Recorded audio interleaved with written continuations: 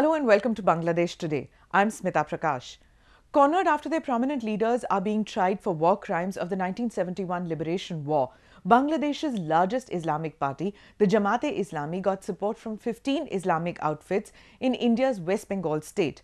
This drew criticism from many outside the state who felt that the local administration was muddying waters for India's foreign policy by allowing such demonstrations, because just a few weeks ago, the Indian National Security Advisor had praised the Shahbag protests. On the other hand, holding peaceful demonstrations are a part of democratic ways of protest in India, so stopping the rally was not an option.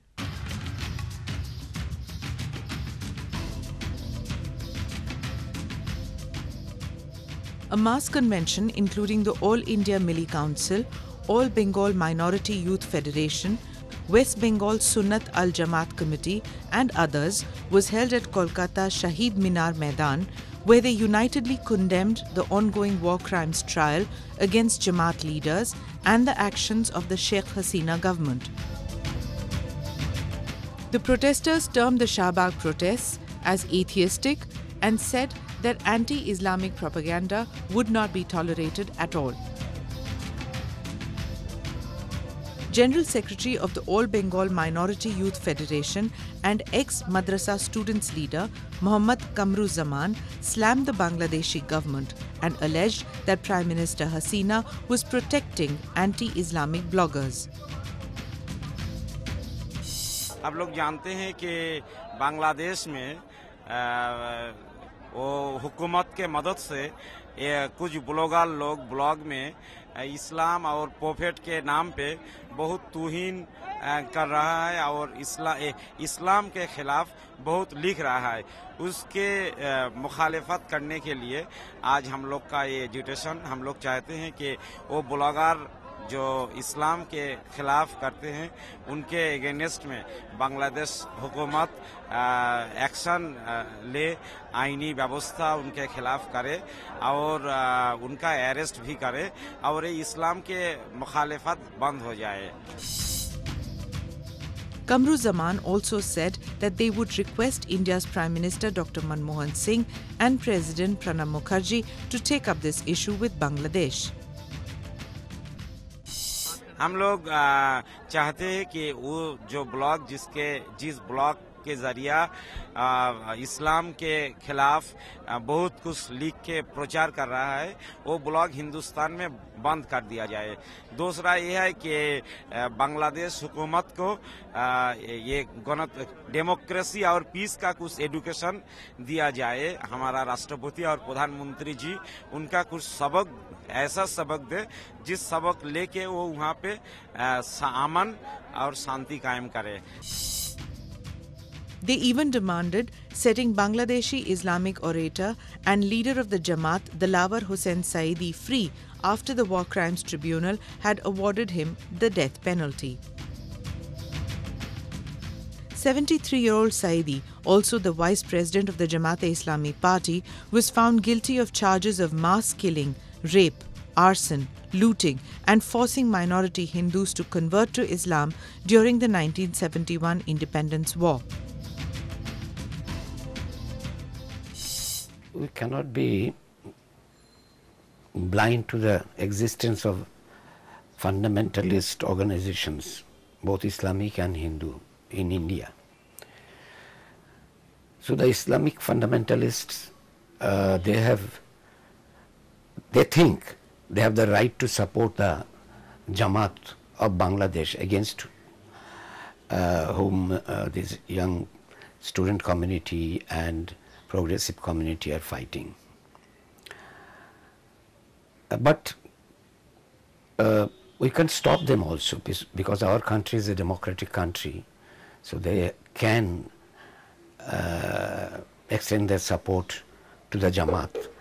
But the majority of Indian population, they don't support this stand of Indian Islamic organizations. So that way they are doing a disservice to the nation, because ours is a democratic and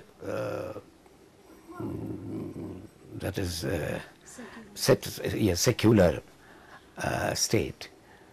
That way they are tarnishing the image of India also. The Islamic leaders even went a step further and declared the whole episode as part of a larger conspiracy against Islam. In the same bracket as Bangladeshi writer Taslima Nasreen and British Indian novelist Salman Rushdie.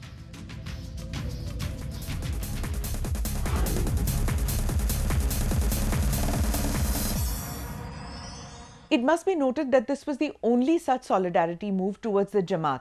There have been scores of rallies and show of support to the Shahbag pro-war crimes trial in West Bengal and other northeastern Indian states. In Bangladesh, the unprecedented anti-Jamaat protests at Shahbag Square, prompted by bloggers and activists, have pushed the Jamaat on the back foot. In a bid to discredit the movement, the Jamaat Islami managed to pressurize the Hasina government into arresting 3 supposedly atheist bloggers who are believed to have defamed Islam online. The action happened after Prime Minister Sheikh Hasina had announced the country's first cybercrime tribunal to prevent exploitation of religion on the internet and had pledged strong steps against people found guilty of defaming Islam using the web. A team of Detective Branch DB of police arrested blogger Asif Moinuddin from Segun Bagicha in the capital, Dhaka. The arrest came amid strong denouncement over the government's role, which many said was buckling under the force from some radical Islamic groups. No, not that.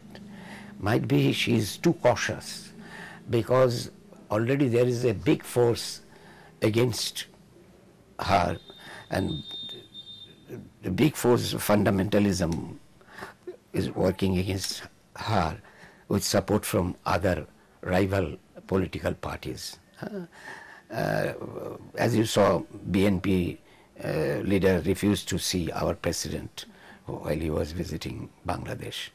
So there is an anti-India sentiment in Bangladesh, no doubt, and the fundamentalists are at the root of all this. So if she doesn't contain people speaking against religion, just to what should I say, not for placating the fundamentalists, but just stopping them from going further in their actions, in their preachings and all that against this democratic government. So they are very careful. Already there is some, there has been some controversies regarding Tista, then on other issues also. So she's taking steps very, very cautiously, not to aggravate the situation where the Bangladeshi fundamentalists will have an upper hand. This is a what should I say? This is perhaps a strategy. She has to move very cautiously.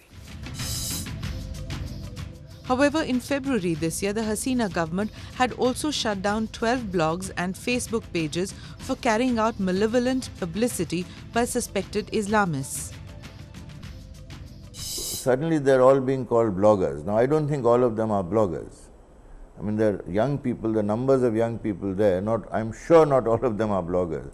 Not even a majority of them are bloggers. Some among them are bloggers, I mean those who do blogging.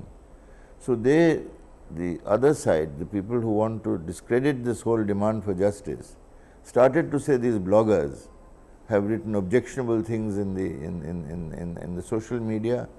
And we noticed this happened some time ago when they created some agitation against the Buddhists. Someone said that someone on Facebook, some young Buddhist, had defamed or hurt the feelings of Muslims, and some violence was perpetrated in Ramu near Cox's Bazar against the Buddhist temples. We rushed there, And the Buddhist monks said, look, even in 1971 our Muslim brothers came and took refuge here. There is no bad feeling between Buddhists and Muslims. Never been. There's never been. And so that had to be tackled. And they said, whoever has said that a Buddhist has defamed those whom the Muslims hold in reverence have done so mischievously. So we got an inkling of this possibility. Now recently this thing has surfaced again to say that bloggers as a whole,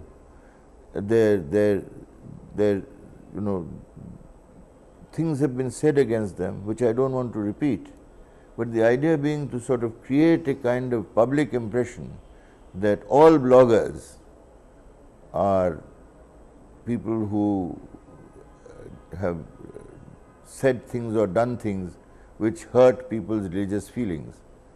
Now, if 2 or 3 people have done it, and I don't know that they have done it, but if they have done it, what is needed from the state is to give a proper explanation. One of them got killed. The War Crimes Tribunal, set up in 2010, was mandated to prosecute the guilty even though 10 of the 11 on trial belonged to the Jamaat Islami, an ally of the opposition BNP. It is unfortunate that there has been a kind of attempt from some quarters, people who apparently are in sympathy with those who have committed these crimes, that if they say we would insist that you should have fair trial, we say the same thing. I have always said as law minister, my concern also was that the rules we make ensure due process and fair trial. If you look at the law, you will see that there is provision for that. Charges, particulars of charges will have to be given. It will have to be an open public trial. Opportunity will be given to defend the accused. Opportunity will be given to cross-examine the witnesses produced for the prosecution. Opportunity will be given for defense witnesses to be produced, and then there will be arguments presented and a tribunal will give its judgment.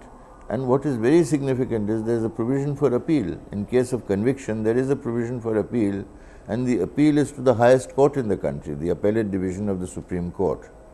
So anyone who has complaints and grievances about that the trial has denied some right or some safeguard has every opportunity to raise that before a public hearing in the appeal. And today the world has become very small, because in this public hearing people from everywhere, Reuters and elsewhere, will be there to see it. What the grounds of appeal are, what the arguments are for the accused or the convicted, and how the court has dealt with it. And they have to give a reasoned judgment. The judgment has to give reasons. It's not just a one-line judgment. It's a very carefully reasoned judgment which will set out the grounds, the arguments, the submissions, and then give the reasons for the judgment. So that, in other words, the whole world is there to judge whether the process has been sound, whether the process has assured the accused of the recognized safeguards for a free trial, for due process. So this is why I say that it is very unfortunate that on this ground, if people were to resort to violence of the kind that you have witnessed in some cases, rail lines being uprooted, people being killed, police people being battered, ordinary people being subjected to summary killing by people who are identified as people who sympathize with the accused. So whatever the sympathies with the accused, whatever the grounds to say that, well, some safeguard of fair trial is not afforded to them, but you have an appeal. The appeals are all pending. The tribunal has so far sentenced prominent Jamaat members like Abdul Kalam Azad, Dilawar Hussain Saidi to death, and Abdul Qadir Mullah to life imprisonment.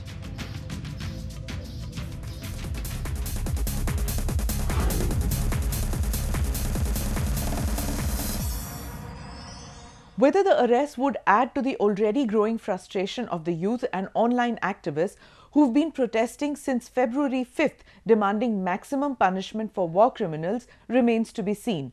More on that in the coming episodes. Thank you for watching Bangladesh Today.